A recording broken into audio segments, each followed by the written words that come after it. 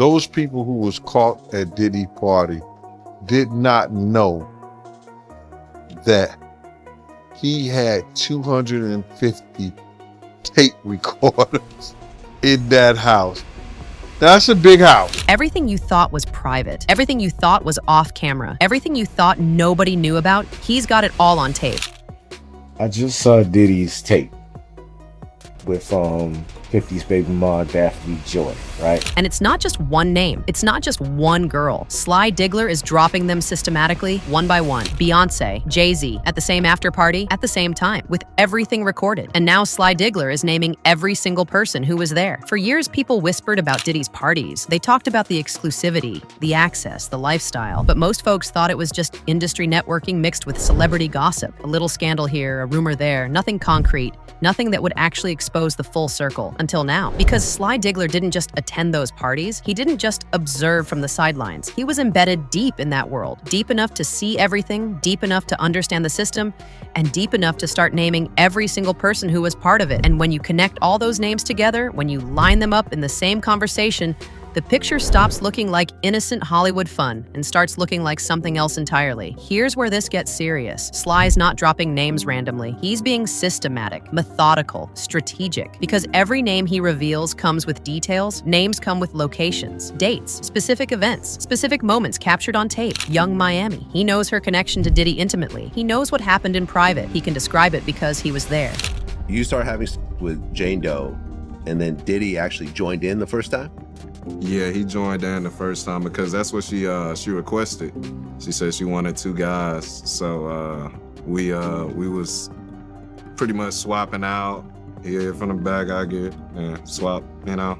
So yeah, it was that's what she asked for and that's what she got. But that was only the first time. We only did that once. This isn't speculation. This is testimony from someone who was physically present, someone who participated, someone who has nothing left to lose by talking. And when he talks about Young Miami, it opens a completely different angle on her relationship with Diddy. All those public moments, the interviews, the birthday parties, the no titles, conversation where she was cagey about their connection, they start looking different when you know what was happening behind closed doors. See, Young Miami spent years being mysterious about Diddy. In public, she dodged questions. She played it cool. We don't put titles on it, she said. This is like my best friend in the world. But according to Sly, those private sessions told a very different story. How many rounds you be going? You know. The people don't. You know them. I know, but the people don't. Okay, so I'm what's the answer? asking for the people. What's the answer? What's the answer? Baby, let me tell y'all something. On the witch yard. This nigga don't go to sleep.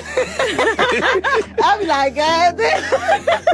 I'm gonna tell y'all something. For real. I really thought that I was gonna like make him tap out. Like I really thought he was gonna be being out no chance. This don't go to sleep. Listen to that language, the specificity, the intimacy of the detail. This is someone discussing private physical moments on a podcast, probably thinking the conversation would stay between insiders. She's talking about endurance, about effort, about trying to exhaust someone sexually. When you combine that with what Sly's saying, that these weren't organic moments, that they were arranged, that there was payment involved, suddenly Young Miami's public presence at Diddy's events takes on a completely different meaning. She wasn't just dating him, she was part of the operation. But Young Miami wasn't the only one Sly names, and her story wasn't the only one that involved money. Daphne Joy, the model, the ex of 50 Cent, the one who was always linked to Diddy in complicated ways. Sly says she was part of a paid arrangement. I just saw Diddy's tape with 50's baby mom, Daphne Joy, right? And let me tell you something. First things first. Let's not disrespect the dude who was putting in work in the video. The guy's name is Sly Diggler. Why would Sly be emphasizing his own participation? Why would he be defending his own performance unless the implication was already clear that this was a professional arrangement, a paid gig, not an organic moment between consensual partners? She asked for and that's what she got. But that was only the first time. We only did that once.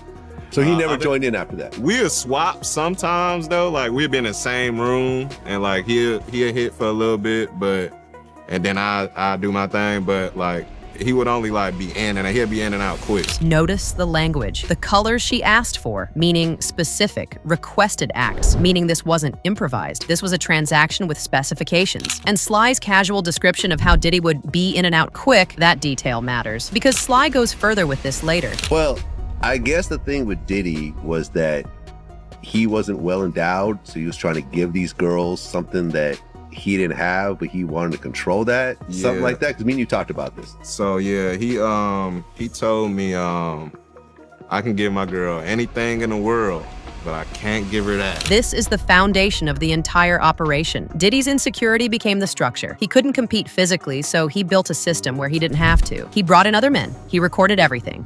And he used those recordings to maintain control. It's not just it's about power. It's about leverage. Now here's where Daphne Joy's story becomes even darker, because according to multiple sources, she wasn't just a willing participant. She was compensated, not for a single night, for multiple nights, multiple vacations. Allegedly, she got paid $10,000 to let Diddy smash across 2 vacations, 9 days in Turks, 6 in the Bahamas. That's 15 days total. Break it down. That's about $750 a day. At that point, it doesn't sound like a relationship. It doesn't sound like a consensual arrangement between equals. It sounds like a transactional arrangement, a professional engagement. But that was just the framework, because Sly takes it deeper. He reveals that the payment structure wasn't just about money. It was about incentives, about motivation, about creating situations that would produce specific results. It was about the cum shots. Like, it was definitely about the cum shots. One time, it was like, I give you 2 bands more if you do another cum shot. So it's definitely about the cum shots. This is crude, this is explicit, but this is also the skeleton key to understanding the entire operation. Diddy was literally paying per sexual act, per orgasm, per physical performance. Why would he structure it that way? Because it creates a measurable, repeatable, recordable outcome, because it gives him concrete footage, because it builds a portfolio of evidence. And then there's the duration of these sessions. This is where things shift from exploitative to systematized abuse. And these sessions would last like 12 hours? Yeah, minimum. Minimum? Yeah. What was the longest you went? I mean, it usually was go from night to morning to the afternoon.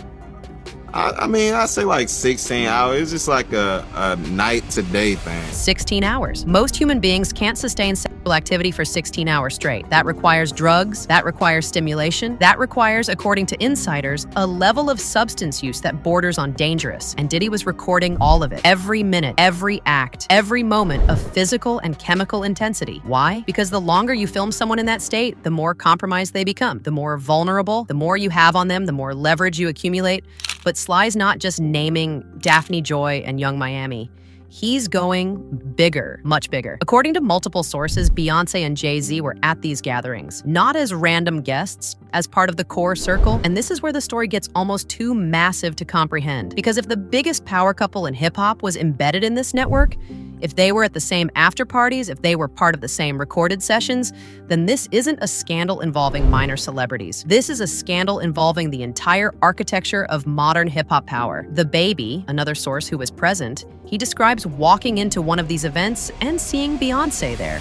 This was the 15 people, not hundreds, not a massive party, a carefully curated, exclusive group, the absolute top tier. And according to The Baby, Beyoncé made a specific move toward him. She introduced herself to me like as if she had to. That language matters because it suggests intentionality. It suggests she was playing a role. It suggests she was participating in a recruitment or vetting process. Here's where The Baby's story takes a sharp turn. Because he refused to submit to whatever was being asked of him. He saw what was happening. He understood the offer, and he said no.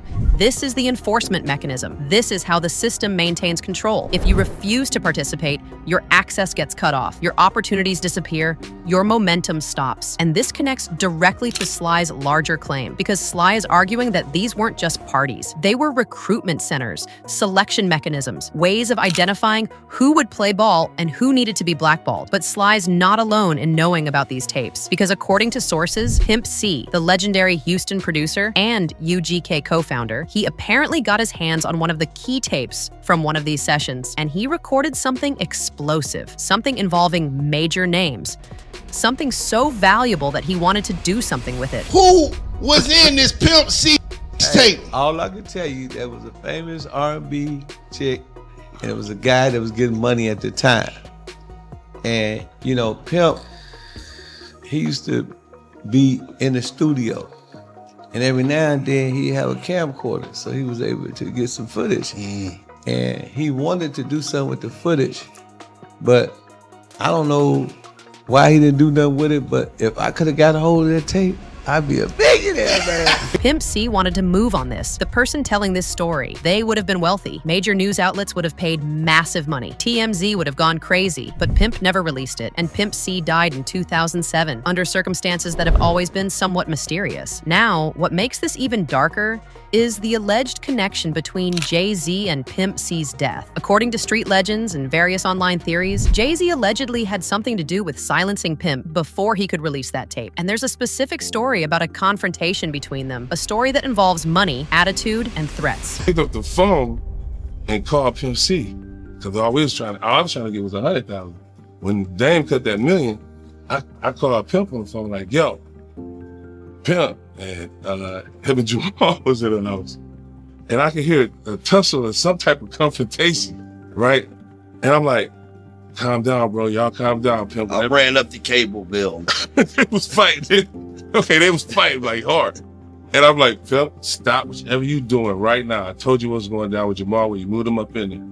I said, but right now, I got $1 million check for you. All we want is 100,000. This is a specific memory, a specific confrontation. Jay-Z allegedly in the house with Pimp, a physical altercation, money being offered to solve whatever problem existed. What was the problem? Allegedly, it was that Pimp had leverage. He had tape, and leverage in this world gets dealt with. According to certain voices online, Pimp didn't die of natural causes. According to Jaguar Wright and other sources, his death, while officially ruled as a medical event, was actually the result of action taken to protect the network. I'm saying, Sean Carter, you're a piece of taking Pimp wasn't bad enough. You just want to go down there and you want to just remove all of the balls from every real gangster in Houston. Even Too Short, who was close with Pimp, he's expressed doubt about the official story. Like, tell me something.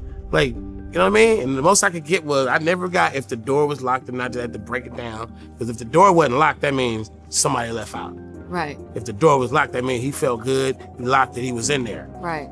It's a whole different level of what happened. Too Short is being careful with his words, but the implication is clear. He doesn't believe the official story. He thinks there's something that was hidden, something that was covered up. And why would he think that? Because he knows Pimp. He knows what Pimp was capable of. He knows that Pimp wouldn't just die coincidentally right after acquiring leverage on the most powerful people in hip-hop. Which brings us back to Sly Diggler, because Sly is now claiming he has DNA proof of something equally or even more powerful than what Pimp allegedly had. According to Sly, he was paid to impregnate 3 major female celebrities. This wasn't random. This wasn't organic. This was a system designed to recruit people into compromising situations, offer money to lower resistance, record everything as insurance, create leverage for long-term control. And if someone refused to participate, or if someone threatened to expose the system, the consequences were swift and severe. Career destruction, blackmail. In extreme cases, allegedly, something more permanent. Pimp C allegedly had tape and disappeared. The baby refused and his opportunities dried up. Anyone who threatened the network faced consequences, but Sly Diggler's different, because Sly's not just threatening to expose it. He's already naming names. He's already describing specifics. He's already building a narrative. And according to him, he has proof, DNA proof, video proof, recorded testimony. So let's list them. All the names Sly has mentioned: Young Miami, on record discussing private sexual activity, on record discussing duration and effort, allegedly paid for multiple arrangements. Daphne Joy, on record being part of recorded sessions, allegedly paid $10,000 for 2 vacations, with specific details about cum shots and payments. Beyoncé, named as being present at exclusive after-parties, named as allegedly recruiting or vetting new participants, named as part of the inner circle. Jay-Z, named as being present at the same events, allegedly involved in protecting the network, allegedly connected to Pimp C's silencing. Ellen DeGeneres, named in conversations as being connected to the party circuit, on record discussing attending Diddy's parties, known to have hosted Diddy multiple times on her talk show where they discussed his private gatherings, and potentially more, because Sly says he's naming everyone systematically with documentation. Here's what's interesting. The internet's been focused on whether these allegations are true, whether tapes exist, whether Sly has DNA proof. But the real question nobody's asking is, why is Sly dropping this now? If he's got DNA proof, if he's got video, if he's got the kind of leverage that Pimp C allegedly had, why would he risk his life to release it? Why would he make himself a target? Unless something's already changed, unless the system's already broken, unless Diddy being locked up and facing federal charges has somehow made it safer for Sly to talk, or unless Sly's calculated that he has more protection by releasing information gradually than by staying silent. Because once you've named enough powerful people, once you've built enough momentum, once you've created enough public awareness, you become too expensive to silence. Killing you becomes a liability. Letting you talk becomes the path of least resistance. Because when you connect all the dots, Sly naming names, multiple sources corroborating, the baby's refusal story, Pimp C's death, Too Short's doubts, the systematic nature of the recordings, the payment structures, the leverage, what emerges is a picture of an entire infrastructure of control. Not just Diddy's parties, the entire ecosystem that allowed those parties to exist. The celebrity participants who benefited from access, the executives who turned a blind eye, the attorneys who covered things up, the media figures who didn't ask hard questions, because Ellen hosted Diddy multiple times and didn't ask about the parties. Because the music industry continued working with Diddy even as rumors circulated. Because powerful people protected other powerful people because they were all complicit in the same system. And Sly Diggler, by naming everyone, by releasing documentation, by threatening to drop DNA proof, he's essentially saying, this entire thing is built on sand. This entire structure depends on silence. And once enough people know the truth, silence becomes impossible. So we're back to where we started. Sly Diggler is naming everyone. Every single person who partied at Diddy's events, every name, every connection, every alleged transaction. And as more sources validate his claims, as more people verify his story, as more evidence emerges, the question shifts. It's not, did Sly tell the truth? It's what happens when all the names are confirmed, when the DNA proof is examined, when the full network is exposed? Because at that point, it's not a celebrity scandal anymore. It's a systemic exposure. It's the infrastructure of power unraveling. It's the question of how many other powerful people were embedded in this network, and how many other networks like this exist. Sly Diggler named them all, every single one. Young Miami, Daphne Joy, Beyoncé, Jay-Z, Ellen, and probably more. And now the world's waiting to see if he'll actually release the proof.